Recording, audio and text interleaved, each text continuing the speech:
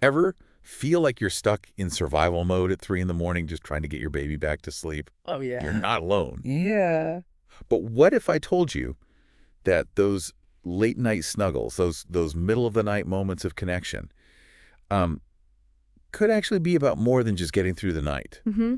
What if those moments actually came with some surprising perks? Right. That's what we're diving into today as we explore the world of co-sleeping, using the ultimate guide to nurturing sleep in co-sleeping families Mm. as our roadmap. I am so excited about this one. Yeah, You see, because this guide doesn't buy into that whole co-sleeping is either right or wrong debate. right.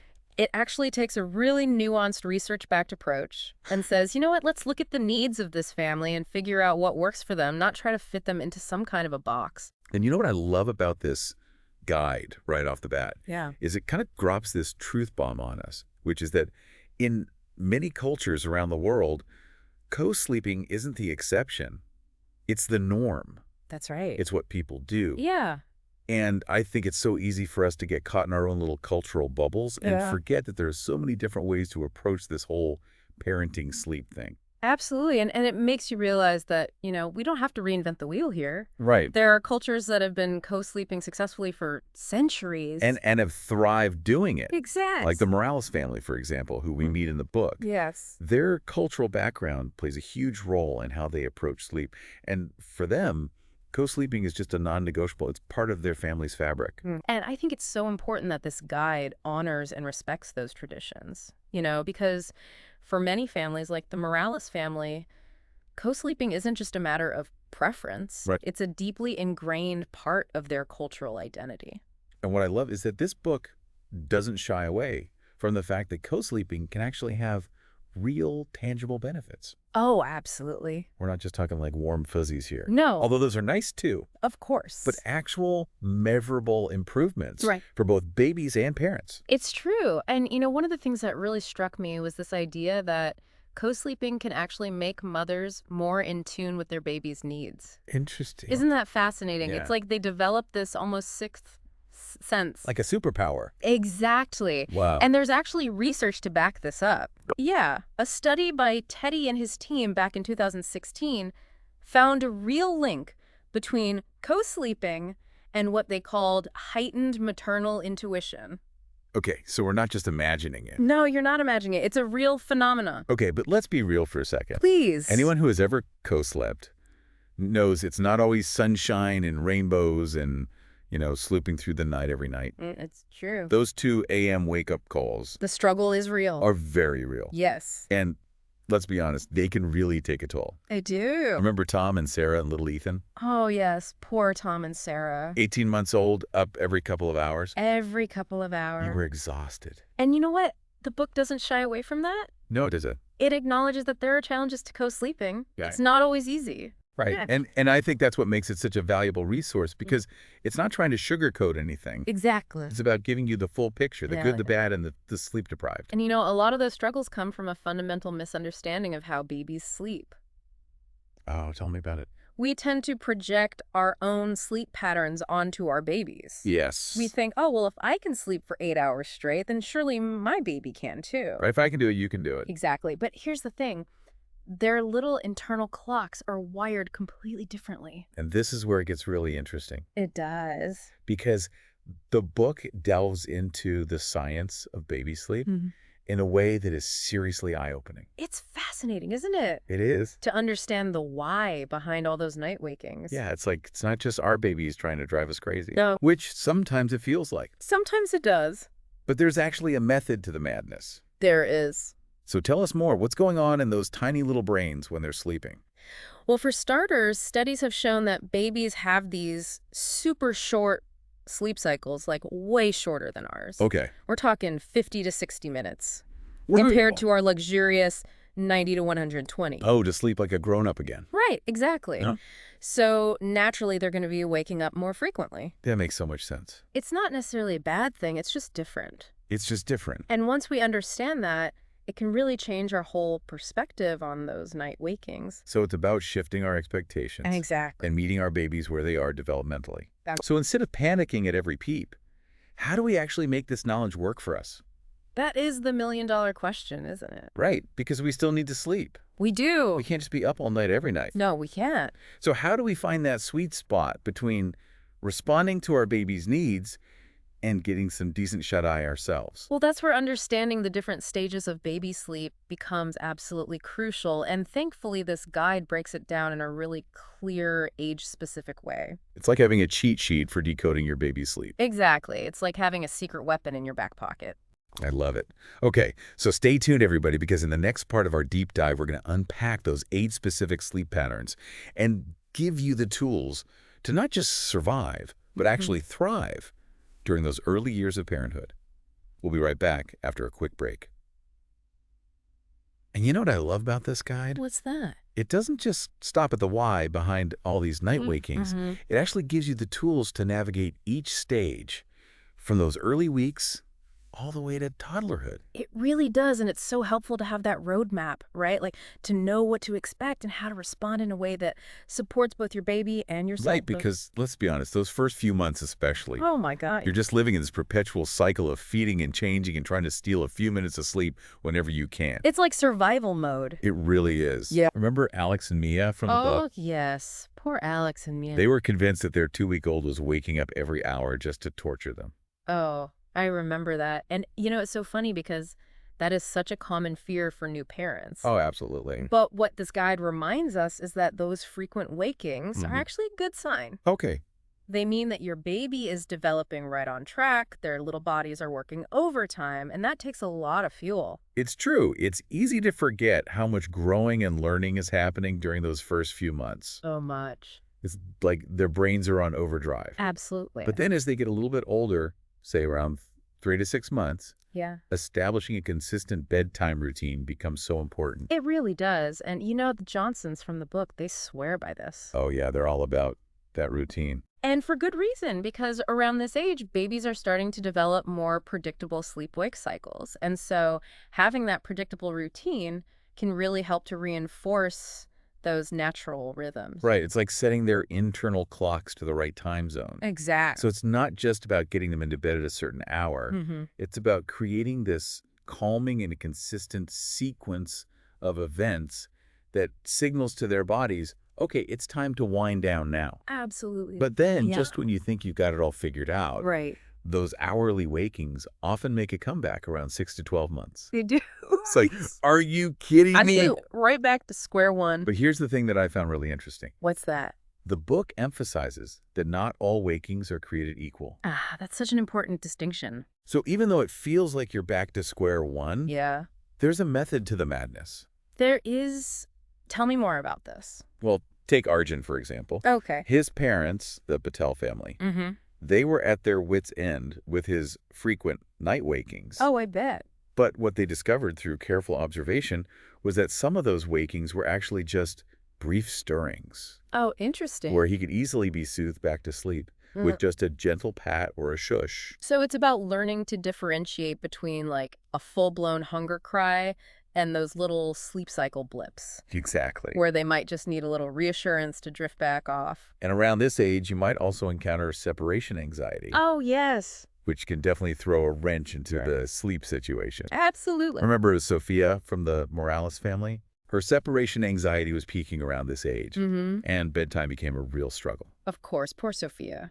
But what the Morales family discovered was that consistency was key. Okay. Not just in terms of a routine, Yeah. but also in their response to Sophia's cries. Right. Knowing that her parents would always respond in a calm and loving way, even if it took a while for her to settle. Yeah.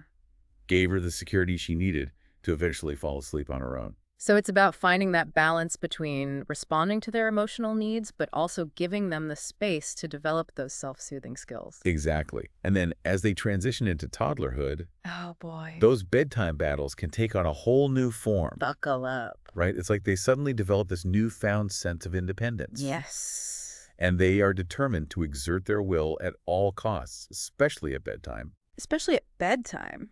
Remember Ethan, Oh, yes. 2 years old? Mm-hmm. Bedtime became a constant negotiation. One more book, one more hug, one more. One more everything.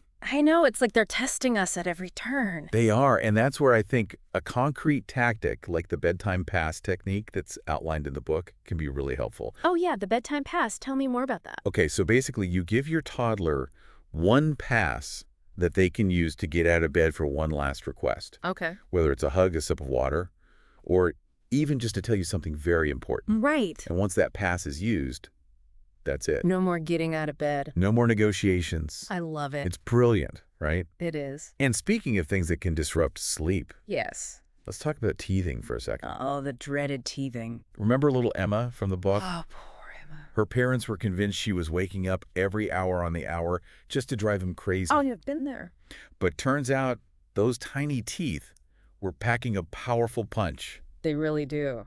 And what's so helpful about the book is that it doesn't just identify those common sleep disruptors like teething, Yeah. but it also offers practical solutions. Okay, like what? So for Emma's parents, they found that giving her some chilled teething toys to gnaw on before bed, along with a gentle gum massage, really helped to soothe her discomfort and allowed her to settle back to sleep more easily. Oh, that's a good tip. It's amazing how those little things can make such a big difference. It's true, and it's so easy to forget about those things when you're in the thick of it. It really is. Yeah. And as we move into the next part of our deep dive, we're going to explore another major factor that can impact sleep, especially for co-sleeping families: And what's that? breastfeeding. Ah, yes. The breastfeeding and co-sleeping balancing act. Because we can't talk about co-sleeping without addressing those late-night nursing sessions, Right. which can be both a source of comfort and a potential sleep disruptor. Absolutely. So if you're currently navigating the world of breastfeeding and co-sleeping, Yes. this next part is especially for you. Welcome back to our deep dive on co-sleeping. And for all of you out there who are juggling the whole breastfeeding and co-sleeping combo, Oh, yeah. we know it's a special kind of magic, It is. but it can also come with its own set of Challenges. questions.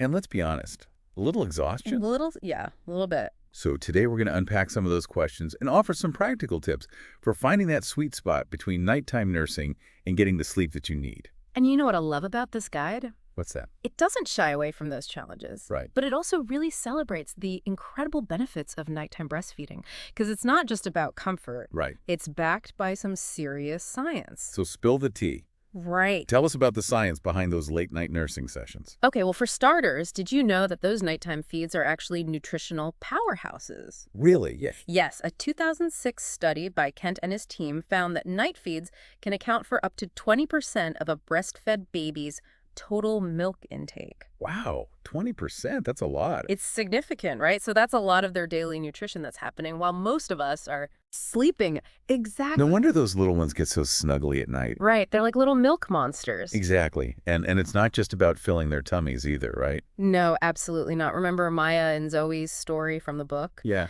Maya talked about how much she cherished those quiet moments of connection during those night feeds, especially in those early months when things felt so chaotic. It's like a little pocket of peace. Exactly. It's like a little oasis of calm in the midst of the storm. And speaking of well-oiled machines, nighttime nursing also does wonders for your milk supply. It does. Tell us more about that. So research by Cregan and his colleagues back in 2002 showed that prolactin levels, which is the hormone responsible for milk production, are actually at their peak during the night. Interesting. So those frequent night feeds aren't just about comfort. They're actually like a biological feedback loop, Exactly. ensuring that your baby is getting the perfect amount of milk exactly when they need it most. It's pretty amazing, isn't it, how intuitive our bodies are? It really is. But of course, as with everything in parenting, there's a balancing act, Always. right? The guide also acknowledges that extended breastfeeding, especially past 2 years old, can sometimes complicate things a little bit when it comes to sleep. Yeah, it's about finding that sweet spot. Right. Because as much as we love those cuddly nursing sessions, Oh, they're the best. there does come a time when both parent and baby could benefit from a little more sleep independence. Yeah, and that's where this guide's approach to gentle sleep solutions is so valuable. So tell me more about that. What makes it so unique? Well, it really emphasizes that it's not about breaking the co-sleeping or breastfeeding bond. It's about empowering both parent and child to get the rest that they need. So it's not about this like cold turkey, rigid sleep training? No, not at all. It's about finding a way to make it work for everyone involved. Exactly. I like the sound of that. So how does this gentle sleep training actually work? Where do we even begin? Well, the guide breaks it down into 4 manageable phases: Okay. observation, gradual night weaning, encouraging self-soothing, and then maintenance. So it's like a step-by-step process. Exactly. It's a roadmap for change, not a one-size-fits-all solution. Okay, talk to me about these phases. What can we expect? Okay, so the first phase, observation, is all about becoming a detective of your child's sleep. So it encourages you to keep a detailed sleep diary, noting things like when they're waking, how long they're staying awake, and any patterns you start to notice. So basically just paying really close attention to what's going on. Exactly. And once you have a better understanding of your child's unique sleep tendencies, you can move on to the gradual night weaning phase. Okay, so this is where we start to gently shift those sleep associations. Precisely. And the key word here is gradual. Okay, we're not talking about going cold turkey overnight. No, no, no. It's about making those small incremental changes that feel manageable for both you and your baby. So what does that actually look like in practice? Well, let's take Sarah from the book, for example. She was feeling totally overwhelmed by those frequent night feeds with her 14-month-old Oliver. Yeah. And so she decided to start by just shortening each feeding session by a few minutes every night. Just a few minutes. Just a few minutes. And you know what she was amazed by? What a difference it made. It's amazing how those small changes can add up over time. It really is. So we don't have to overhaul our entire routine overnight. Exactly. You don't have to go from 0 to 60 in a split second. We can take it slow and steady. Exactly. And as you're navigating this gradual night weaning, the guide also emphasizes the importance of creating a really sleep-conducive environment. Okay? And that's where things can get a little tricky when you're co-sleeping, Yeah. because it's not like we all have those picture-perfect nurseries Right. with blackout curtains and sound machines and all the things. Exactly. So what do we do if we're working with a smaller space or a less than ideal sleep environment? Well, the good news is that this guide acknowledges that, and it actually offers some really great tips for small spaces. Okay, I like the sound of that, because sometimes it's those little tweaks that can make all the difference. Absolutely. Things like using a blanket over the window to block out those streetlights or running a fan for some white noise can really go a long way in creating that cozy, sleep-inducing atmosphere. Okay, so we've talked about gradual night weaning. Hmm? We've talked about the environment. Yes, What's next? that's where we move into the self-soothing phase. Okay. And this is where we really start to give our little ones the space and the opportunity to learn how to fall asleep without our constant intervention. And I think this is the part where a lot of parents, myself included, start to get a little anxious because it's so hard to resist that urge to just scoop them up at the first sign of fussing. Oh, I know, I've been there. It goes against every single instinct in our bodies to not immediately soothe our crying baby. But you're saying we need to resist that urge. Sometimes we do, and that's where those gentle sleep techniques that we talked about earlier come into play. Okay, so remind us again about some of those techniques. What can we do to encourage that self-soothing? Well, the guide talks about something called the gradual retreat method. Have Okay, you heard of that one? I have. I'd love to hear more about it, though. Okay, so basically it involves slowly increasing the distance between you and your little one as they're falling asleep. Okay, so instead of like jumping out of the room the second they close their eyes, we're talking about taking baby steps. Baby steps, exactly. And the guide emphasizes that this process takes time and patience and a whole lot of love. So it's not a quick fix. No, it's not. It's a journey. And there will be setbacks along the way. But the important thing is to stay consistent and trust the process. You got it. And remember, you don't have to go it alone. That's right. This guide is an amazing resource, but sometimes having an expert in your corner can make all the difference. Absolutely. If you're feeling stuck or overwhelmed, reach out to a pediatric sleep specialist. They can help you create a plan that feels right for your family. Exactly, because every family is different. And every baby is different. And that's okay. And that's the beauty of this guide. It really honors that individuality and empowers you to find what works best for your family. It really does. Well said. And on that note, I think it's time to wrap up this deep dive on co-sleeping. I think so too. We've covered a lot of ground today. We have. From the science of baby sleep to the benefits and challenges of co-sleeping and breastfeeding to practical tips for navigating those tricky sleep situations. It's been a journey. It has, but remember, this is just a starting point. That's right. The ultimate guide to nurturing sleep in co-sleeping families is packed with even more insights and advice. So we highly encourage you to check it out if you're looking for more support on this journey. And remember, even small changes can make a big difference. So be patient with yourself Be patient with your baby. and trust your instincts. You've got this.